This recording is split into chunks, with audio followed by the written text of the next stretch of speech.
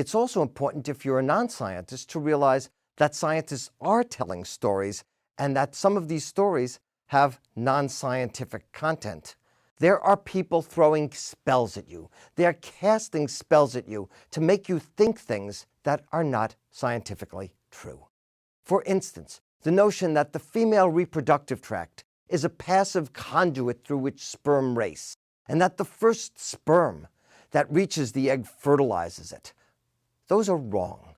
The notion that the egg is the passive recipient of the active sperm, that's wrong. The notion that all the important phenotypic characters that you have, the way you walk, the way you think, your intelligence, your behaviors, are made at fertilization, that's wrong. Now, I want to talk about the language of spells. There are many ways of defining similarities and difference. You've probably learned in high school simile and metaphor and analogy. Simile, using like or as. Now, simile is a rational way of doing things. If I told you that the mesodermal cells move like a tractor, you might not know anything about mesodermal cells, but you can envision how they move. A metaphor is a hidden identity, often emotional. The trophoblast invades the uterus on day 8. I didn't say that the trophoblast was like an invading army. No, I said the trophoblast invades the uterus. Metaphors are magical. They make equations between two different things. If I were to say, you are the promised breath of springtime, I'm using metaphor. Analogy states the similarity between relationships. Crystalline is to the lens cells as globin is to the red blood cells.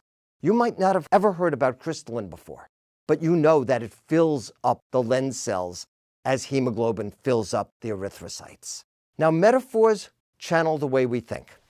And I've just used a metaphor, channel. Did you think of fluid being directed into a narrow passageway? Or did you think of ions being excluded or allowed into a cell? Of the many possibilities there are, certain things are allowed, certain things are not allowed. That's what metaphors do. They channel the way one thinks. Now, this was actually noticed by Ballantyne in the early 1900s when he was talking about the relationship between the early embryo and the uterus. He asked, does the embryo dock onto the uterus? Envision that docking. Does the embryo implant into the uterus? Imagine kind of it folding in to the uterine tissue. Or does the embryo invade the uterus? All those metaphors are true of what's happening. It's a way of describing what's occurring between the early embryo and the uterus. But you get a different vision in your head. Now, what's interesting is the word gamete, which defines sperm and egg, the set of sperms and eggs. Gamete means marriage partner. So we're talking about marriage partners here. And the behaviors of the sperm and egg, of the gametes, are modeled to reflect the expected behaviors of men and women. The metaphors make sperm into men, eggs into women. Now, the first model, proposed shortly after fertilization was discovered, was that the sperm were the suitors of the egg.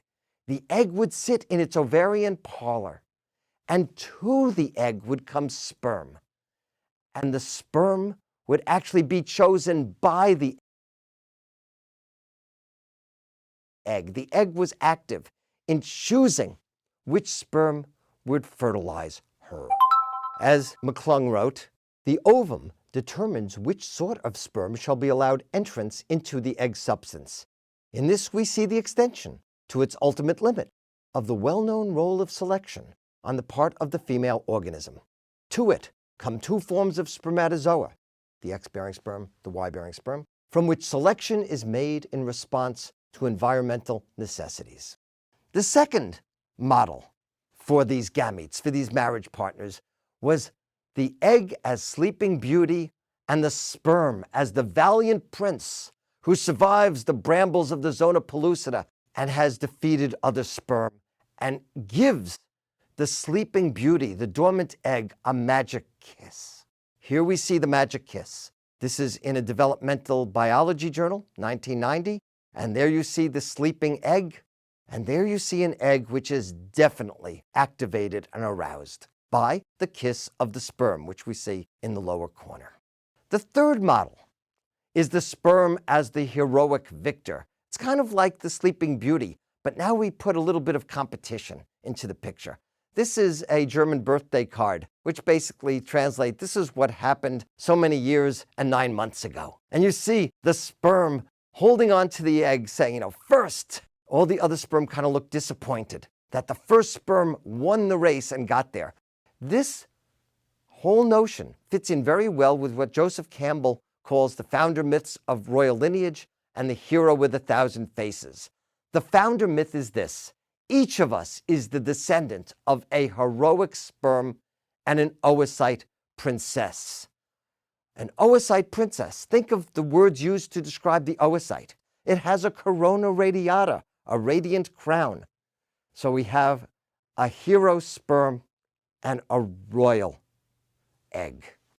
The fourth model, the sperm as conquering warrior. In an article about sperm wars, one writer says, casualties in the sperm war are staggering. Sperm are described there as tactically smart foot soldiers. They're called well-armed, and a .0000024-inch weapon tipped with a chemical warhead. According to this article, the female does all she can to encourage the sperm. The egg sends out alluring chemical cues. The tense maneuvers between the well-armed sperm and the fortified egg echo back to the first moments when sexual reproduction evolved. And then this author asks, why do males need to produce millions of sperm and release them with such intensity? The problem of sperm, and thus of males, are of course the faults of females. Female fickleness sets up a quandary for males. So what myth are we seeing here? What myth has a fortified woman sending out alluring chemical cues to an army of spermatozoa? I think we're talking here about Helen of Troy. And so this is a context to put in the story of sperm and egg. It has nothing to do with the story of sperm and egg, but what it's saying is, for the same reason that Helen launched 1,000 ships, men launch millions of spermatozoa. So we're seeing a myth here. This is not science, it is myth. Sperm, for instance, become capacitated in the oviducts. The oviduct is not a passive conduit through which sperm race. We also know that the sperm is activated by the egg, and it's activated by the female reproductive tract. So the sperm is told how to get there by the egg. It's hyperactivated. Its motility is increased by the egg. So the egg is not passive. The sperm does not drill into the egg. Matter of fact, if there's any metaphor that might be used in mammals, it's spooning. That the curvature of the acrosome meets the curvature of the egg, and the egg cell membrane actually wraps around the sperm cell membrane, and they dissolve and fuse together.